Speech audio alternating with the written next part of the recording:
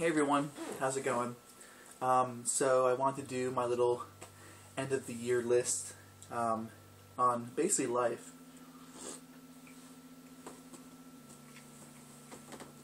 That's my raspberry hot chocolate. It's very tasty.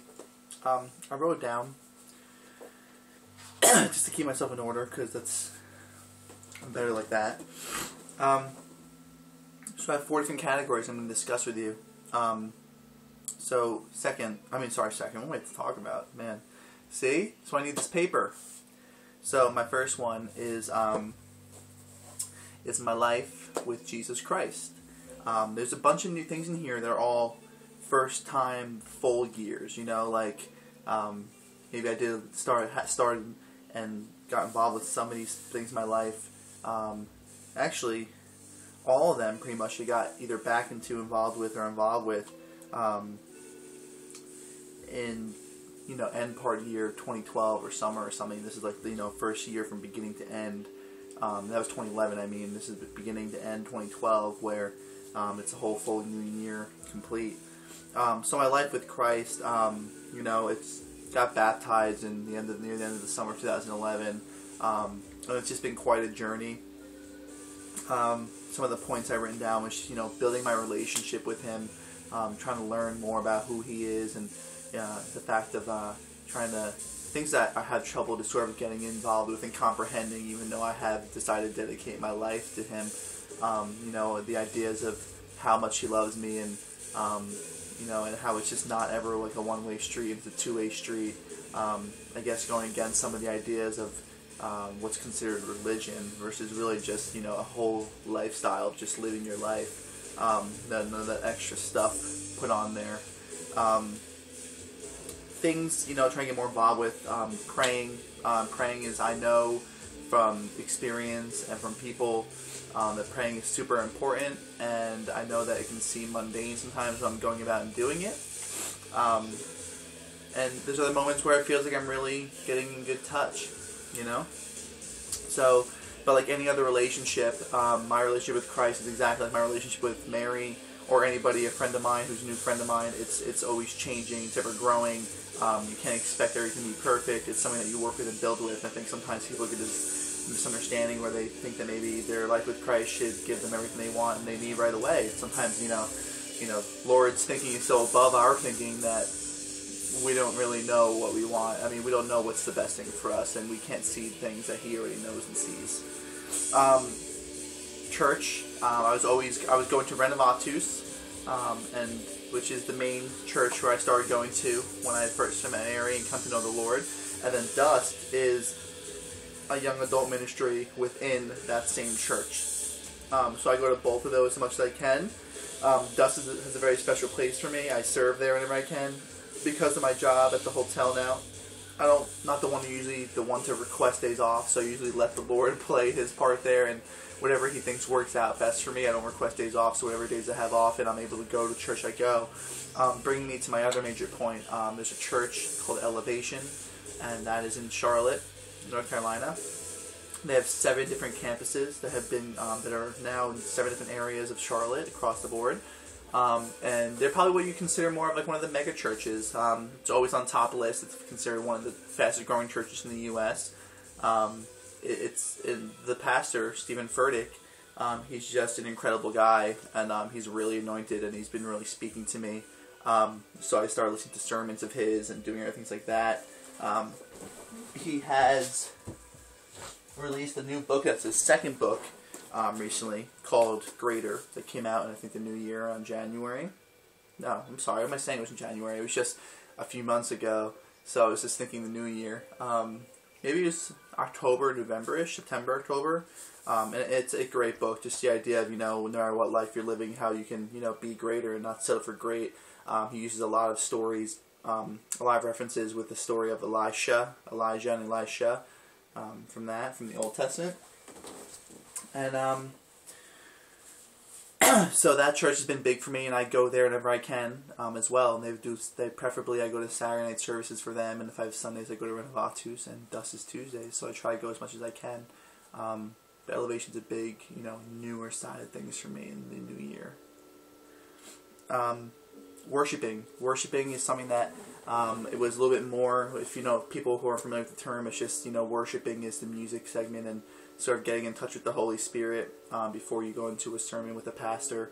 Some people go to certain churches and they have different people who worship different ways, and I know the experiences of having that new experience of walking to church as a new Christian and not feeling comfortable and really getting it, and feeling like, man, I sort of looking at people thinking I really wish I could have what they have, but I don't know if I can. People are raising their hands and glory, praising the Lord. That's something that now I'm sort of at that step where I feel comfortable with that, and it's something I naturally feel I want to do and raise up and lift him up to everyone. And I went to, in the summer, I think it was, I went to a worship conference. It was a 3-day weekend, and I made most of all of it, and it focuses on the idea of worship.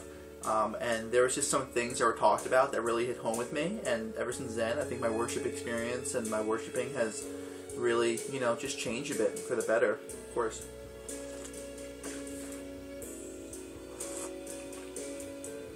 Last and not least about my life with Christ is trust. It's trust is the number one thing I think it's kind of built up with me. There's just been a burden lifted off my shoulders. New things that come about that would normally get on my shoulders and burden me have been a lot able to deal with them, and just because I know that the Lord has me on my path and where He wants me to be. I've lost 2 laptops in the last few months alone, and I don't have the money to buy a new one, so I don't have it. But digging deeper, not to get anyone. I'm going to sort of put it on the table here and wear my heart on my sleeve, so I don't hope anyone doesn't think it's too much personal. I understand, but like ideas with with pornography and me struggling with that, for example. I think there's a larger part being played there, and that has been changed and affected by me now having my computer. So everything has a bigger purpose and a greater purpose. You see what I'm saying? My car, I got into a car accident a month and a half ago. That was sort of weird the way it happened. Guy was in the middle of the street at nighttime, and I didn't have time to stop. He was at a complete dead stop, so I couldn't really stop my car from getting in the back. I remember getting out of that car being completely, not even thinking about the car at the time, being like, I'll deal with this, but really being so grateful that they were just okay. That's really what's important. Anyway, it went back and forth. I didn't know what was going to happen in my car. First, they told me that I was going to have a $500, that they told us that they can fix the car, and I was going to have a $500 deductible to pay. And so I didn't have the money, and right now I have 2 different things I need to be paying off, and because of that, I'm not really getting approved for much credit cards these days, unfortunately. But I was able, the Lord was able to start working with me, because I thought initially it was the best thing to have, get my car fixed, have the same car, only pay $500 only, and, get your car back.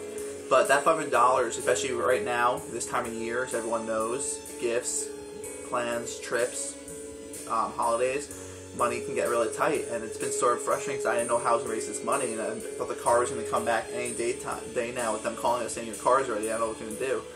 The other day I got a call and left the voicemail saying, hey man, just wanted to let you know your car is a total loss. They ended up having a piece that they didn't know they had to fix that they couldn't fix, and because of that, the money's too much for the insurance company. It's not worth fixing it, so now it's being totaled. But I'm getting a check right now for me for $3,600. And that's actually put me in a situation that is really much better for me right now. So the Lord's working mysterious ways and really great ways, and some really apparent and clear ways. And one thing I will mention last with trust is that I started doing tithing officially in the first month of September. Tithing my 10% every month, which is based on, if you read scripture and you go by the book, it's rightfully His. It's everything that we have is rightfully His, and it only makes sense that we give Him the first 10%. And if you give Him the first 10%, officially, He will bless the other 90%. I've been blessed. I've had money when I need in situations. I think in my opinion, being blessed is that I've never had a moment where I haven't had enough to get by. But I know better things are happening for me now. I can feel it. There's this moments and there's just times when you just know that the Lord is about to do work, and you can feel it on the brim. So He just wants you to stay still and just wait for it to happen. So that tithing's been great, really great. I'm more than excited every single time I get my check to just go and boom, drop it off, and I usually I tithe it between those 3 churches I attend, Dust, Renovatus, and Elevation, and I've done a little bit of tithing some other places and churches because I get a lot from them on sermons online. Okay, so I'll move off that topic. Next topic is Mary. Obviously, Mary is a very, very important part of my life now, a very special person for me. When I first met her, just tying it in from before, I knew that there was something about her that was just so genuine and so, like, this happiness and this just, like I said, this generosity, beauty inside out, something about her, an aura, I guess you can say. And now knowing her and getting to know her and learning that what that was actually the Spirit of Christ, and how she's able to really, what's what we're looking for, display that for everyone around her at all times, and it's been incredible. She's amazing. She supports me through it all. When I met her, I didn't have a job. I had just left this other job where I thought I was gonna be end up doing it forever, and I just left it because I couldn't handle it. It was too tough for me, and I wasn't happy. I came back here, moved in with family, which I still am moved in with family right now, and I've had to come to terms with being comfortable with that. And she supported me through it all, with no job, living with the family, to working at Starbucks for 8 months, making $7.50 an hour. And now I am, moved up, and through the grace of God, have been given an opportunity to work at another job, and I'm working at a hotel that's a prestigious hotel, and there's some promotions hopefully coming around in February. So when those promotions come, that is our plan to officially set a date. We went from planning on having a date for our wedding to realizing with, me talking to her about it, that I'm not ready because I don't have the money to put on the table yet, and we're taking care of the wedding together alone. So it is important to me that we wait until I make that next step up in, promotion and financial stability, and then we're going to set our date. So now it might not be October next year, but, that's all good too. So she supports me through it all, and she's incredible with that. I just never knew a love like that, honestly. And then, of course, the engagement, in general, the engagement. I had an engagement ring for Mary 6 months after I met her, and I didn't get to give it to her until a year. So people were like, how do you hold that ring for 6 months? But it was meant to work out that way. I initially wanted to give it to her 6 months, and I didn't really know her parents well, and they weren't really ready for me to jump on that, so I waited.